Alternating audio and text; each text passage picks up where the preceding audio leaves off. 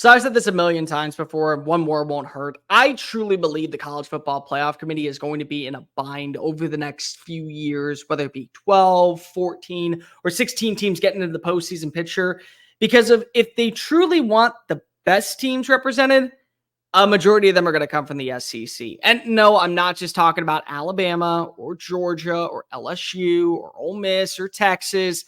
I'm saying that there are teams that we're not talking about enough for this year that are going to be players in the long haul. And so I figured, let's talk about 3 teams that I think are going to explode over the next 3 years and be a perennial postseason contender moving forward. So what's going on, SEC Unfiltered? It's Cole Thompson here. Make sure that you like the video. Hit the ring notification down below because we're talking college football every single day leading up to week 1. Hit subscribe not only here, but also on the podcast channel, wherever you get your podcast listening systems. Download and make sure that you're following us on all the social channels, TikTok, Facebook, Instagram, Twitter, at SEC Unfiltered. You want to follow me on social media. It's at Mr. Cole Thompson. And to keep up with the #1 source for all things SEC, visit SECUnfiltered.com. This episode is brought to you by RHOBACK. Use promo code SECU for 20% off all joggers, polos, hoodies, shorts, much, much more. Look good, feel good this upcoming fall on game days with RHOBACK.com. So 3 teams I'm going to mention real quickly. Just because of I'm not mentioning you does not mean I don't think you will be a player. Because if I already know what to expect from you moving forward by the way that you have been recruiting, the way you've been working the transfer portal, the way NIL has been bountiful to you. So no Alabama, no Georgia, no LSU, no Texas. You want to know why? Because I believe that you're going to be players for the long haul because you've kind of been players already in a 4-team postseason picture. But the 3 that I'm going to be talking about, let's start off with Tennessee. They're a newcomer to the party. Now, we know what Tennessee is supposed to be when it's rocking and rolling. Rocky Top on a Saturday night in Knoxville, with the atmosphere going into the 4th quarter. You hear that music blaring. You see the light show cascading over the field. The ambiance of how the noise carries up and then bellows back down, and it's almost impossible to hear you think because you're starred up in sardine cans. We'll also remember that that's been Knoxville over the last decade when they haven't been an elite team. They have been a solid team, but not an elite team. They've had a lot of down years during that span too. But here come the old reliable orange and white ready to cascade on in to Neyland Stadium. So let's just say that now we're seeing the transition into an era that's really promising. And I can tell you what, 2025, this might be the year. It might be the culmination leading up to what we believe is always been expected up in Rocky Top. You look at the way they've been recruiting, top 5 class right now. They got the quarterback of the future with George McIntyre, 5-star from Brentwood, right up the road outside of Nashville, Tennessee. They also got some really good up-and-comers who have flipped at the last second. A couple of really great recruiting trips over the last few weeks. You get Lexanga Haywood, the safety out of Georgia. You get Deshaun Brand, the tight end out of Kansas. You also were able to go ahead and add in Marion Dye earlier this offseason. So you've been doing your work on the recruiting trail, top 5 finish right now. There's a very good shot that you're going to be even in the top 3 because you're going to be a player for everybody else that's still out there. That's the thing. We're only talking about the 21 hard commits that are currently actually pledged to Volunteer Country. We're not even talking about those who are still on the outside looking in. And there's a few. There are some that are looking at Alabama. And here you got in your ear just whispering, hey, Rocky Top rolling. And immediately you just see them go, oh, I got to go check out Neyland Stadium. That's what Josh Heupel's doing right now. And on top of that, he's in play for every premier player. They currently are in the running to land arguably the best offensive prospect in David Sanders, the 6'6" offensive tackle. Do you want to know who else is in that running? Ohio State, Georgia, Alabama, those teams that we expect to get those type of players. And here comes Tennessee pulling up the rear going, we got the same type of ambiance. Why don't you come be a part of something special, son? We know that we can be that way. I love what they did in the transfer portal. Personally, I think that when you start to see players actually hit via the portal, it automatically makes you better. And that's what you're going to, I think, have with Lance Hurd at left tackle. That's a plug-and-play machine that honestly is going to be second to none. Chris Brazzell has a catch radius as big as the Grand Canyon. I expect him to be Nico's go-to weapon in the red zone. I love Holden Stays, the tight end out of Notre Dame. The only reason why he left South Bend was not because he wasn't talented. It was because Mitchell Evans was back. And so if you're able to get those right pieces on the outside like you have for an offense that really does cater to a balanced approach, yeah, that's something. But if you can get the big boys up front, You get a great defensive lineman to counteract what you're going to lose in James Pierce, a future first-round pick. You're able to go get yourself an offensive tackle, especially one as good as David Sanders Jr., one of that level to replace a Lance Hurd or play opposite as a Lance Hurd. It's one thing to have the Maserati. Everyone talks about driving the Fiat. Everyone talks about driving the Ferrari. Everyone talks about the Lambo. But you want to know who you get out of the way for? The souped-up F-150 that is bulldozing toward you at 90 miles an hour. You do not want to be in their way. And that's what Heupel's doing right now, bringing in those right players. And the same thing can be said about Auburn.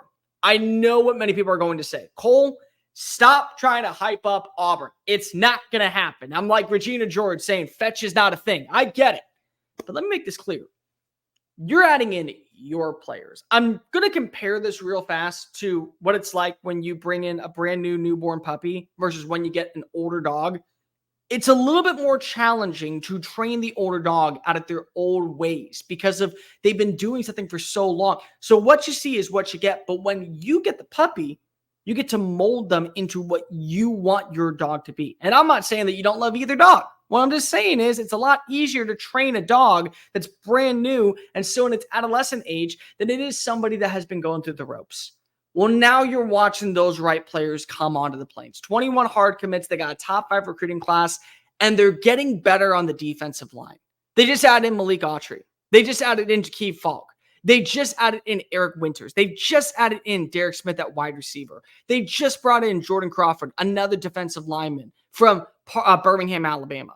They have all this talent that is so unknown from the collegiate level that you're going to see there be a perfect blend foundation of proven commodities that have already been either acclimated to Hugh Freeze because they were recruited by Hugh Freeze, or they're going to be just that little crouton, Parmesan cheese on top of the salad kind of feel because they're transfers for 1 year, and newcomers that are going to understand what the standard is.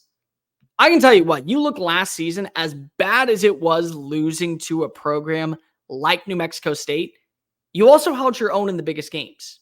Now what you have to do is find a way to counteract that, where every game is an Alabama, where every game is a Georgia.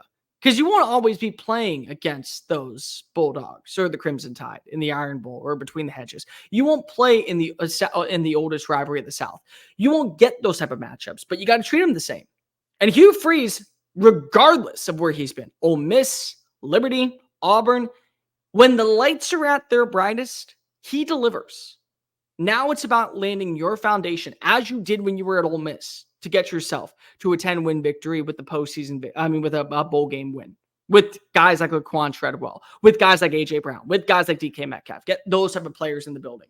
You got to get to that mentality. And if you do, you're set up for success, and really damn good success on the Plains. We know that eventually, as the expanded playoffs continue to grow, that means more SEC teams are going to get in.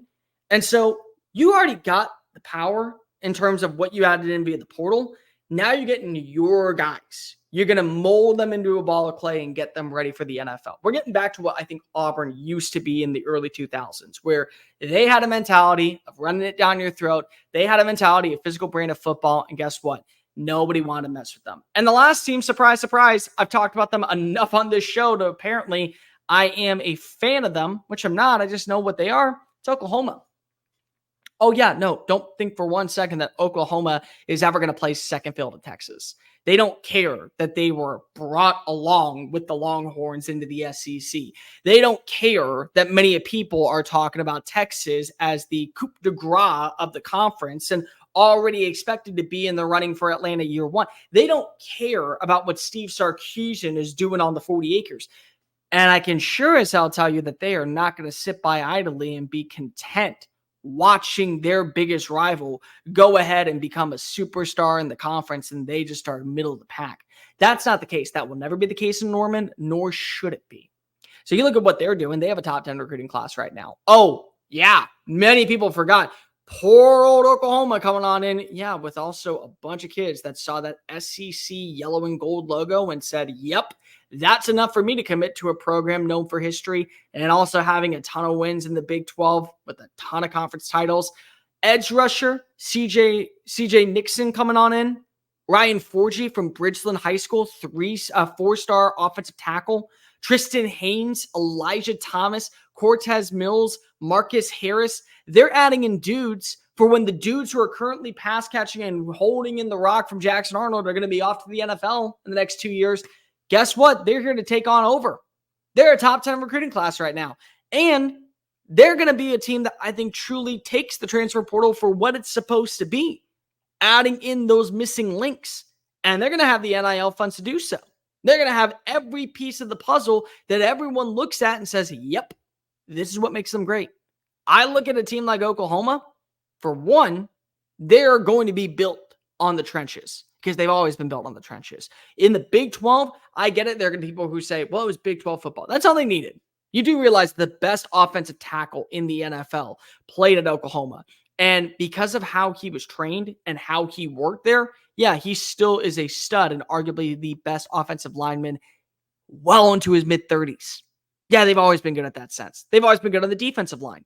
You don't think that's going to be the same now in the SEC? You're kidding yourself. So Oklahoma's going to be a player. And so now when you talk about the future of the SEC, Oklahoma's going to be in the running, and Tennessee is going to be in the running, and you're going to throw in, of course, Auburn.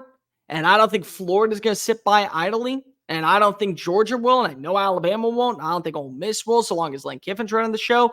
Texas A&M is going to be able to put their money where their mouth is. This is why I say that I was not the biggest fan of college football playoff expansion. It had nothing to do with the actual games that were being played on the field and how it was going to ruin the sport. It certainly was. But there is also the college purist in me that says, I want more variety.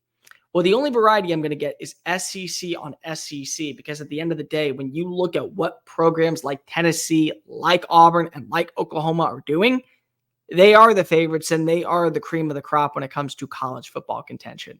And that's on top of the teams that have already shown you what it takes to win a national title. But let me know in the comment section down below, who is a program that you also believe is going to be up to the level of the trio that I just named in the not so distant future, compete for national titles, and certainly be a fan favorite. Make sure that you're following us on social media, TikTok, Facebook, Instagram, Twitter, at SEC Unfiltered. Download the podcast version of the show wherever you get your podcast listening systems. And to keep up with the #1 source for all things SEC, visit SECUnfiltered.com. I'm Cole Thompson. Until next time, folks, later.